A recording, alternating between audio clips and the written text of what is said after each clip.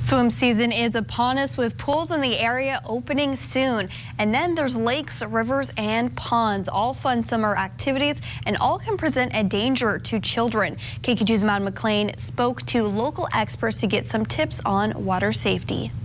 1,000 kids die each year from drowning. More than 8,000 have near drowning experiences. Drowning can take as little as 20 seconds. Peacock Pediatrics nurse practitioner Sarah Sass says kids can just quietly slip under the water. Drownings are silent.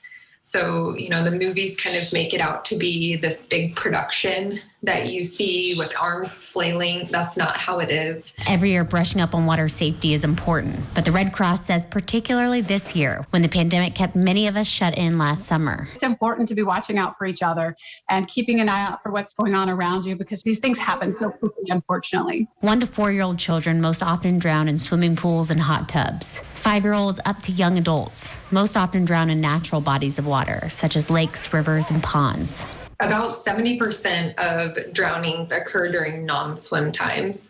Water anywhere, anytime, for any child can be dangerous, regardless of age or swim level. Kids that have had swim lessons, they can just as easy get tired and distracted or disoriented. When Sass talks to parents about swim safety, she says the key is layers of protection. Pool fences, so fencing around the pool with a lock, pool covers, swim lessons, alarms on doors so that it beeps really loud if the, back door gets open. Another, lifeguards and people trained for a water emergency. The Red Cross offers CPR, first aid, and babysitter safety courses. We also have some free classes for parents just on water safety. In addition to life jackets and flotation devices, Sass recommends putting your child in bright or neon colors and avoiding greens, blues, grays, or even white.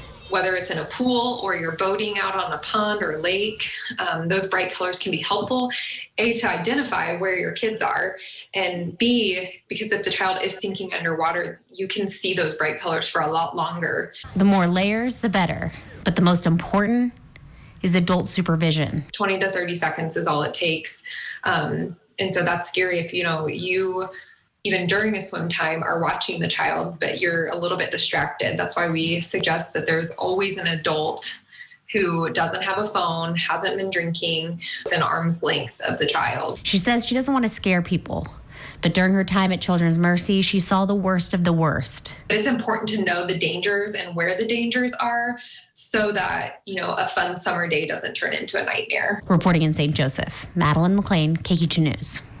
One last tip, some pediatricians recommend parents avoid puddle jumpers, those floaties that also have a chest strap. The doctors warn the safety device can sometimes create a false sense of security, and they can also lead to bad swimming habits.